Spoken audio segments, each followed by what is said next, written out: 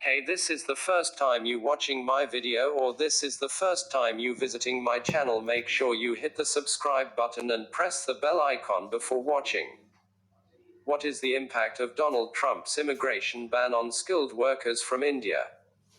Which categories are going to be affected the most by the new visa and green card norms imposed by US President Donald Trump?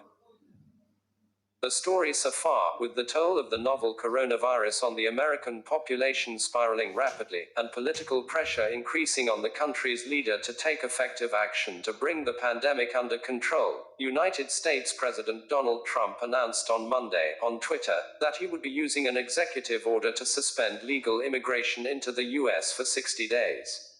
The White House has indicated that the time limit could be extended depending on conditions on the ground. Why has Mr. Trump taken such a step?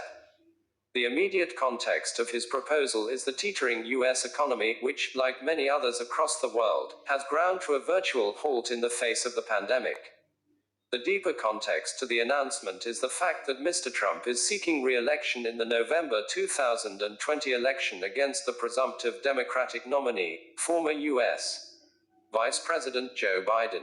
Proposals to restrict immigration served Mr. Trump's campaign well during the 2016 presidential election, particularly when they were situated in the context of protecting jobs for US workers.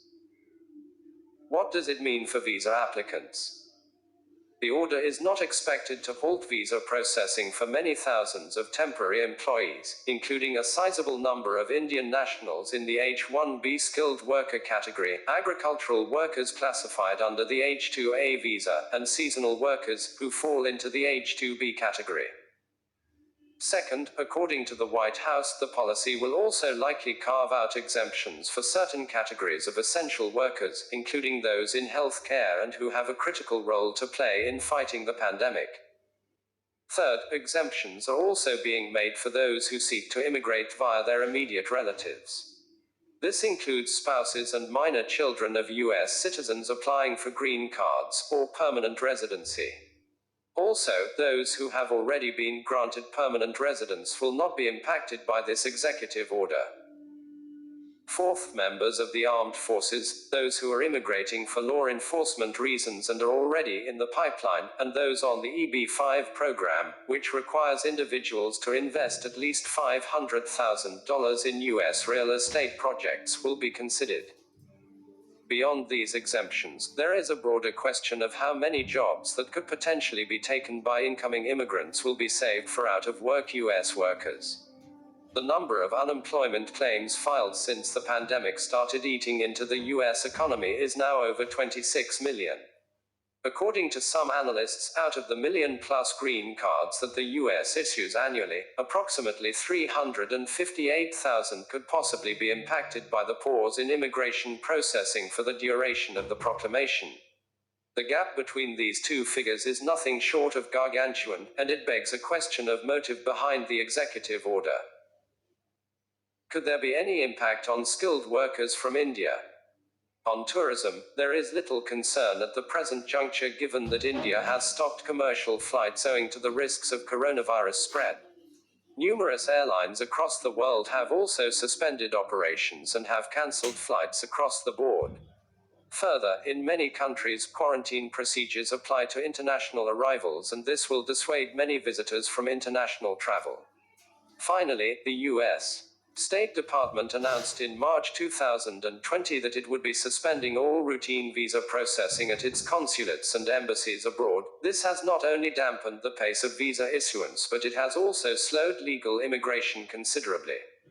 As a comparator, more than 9.2 million visas were issued at US diplomatic missions abroad last year.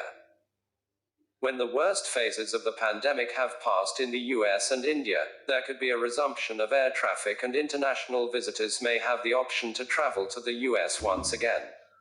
But presently, there is no visibility whatsoever on when such conditions might emerge.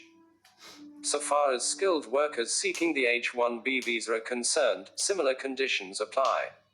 US visa issuance in all countries, not only in India, has ground to a halt. This has left many H-1B visa seekers in the lurch in India, and that could have an economically debilitating impact on the Indian IT and information technology-enabled service (ITES) sectors. However, this derives more from the overall impact of the pandemic, and not from Mr. Trump's immigration ban. How will it affect US politics? Given the minimal impact on net jobs saved for US workers, there is a real question regarding whether the ban was conceived of as a genuine policy measure or whether it is a diversionary tactic to mask the Trump administration's failure to save more lives, and to bolster the president's sinking political standing. If the latter case applies, then this executive action has already set the tenor of the upcoming US presidential election. Immigration was a divisive issue in 2016. A Trump-driven encore for immigration issues in 2020 could well polarize American society further and lead to an acrimonious campaign season.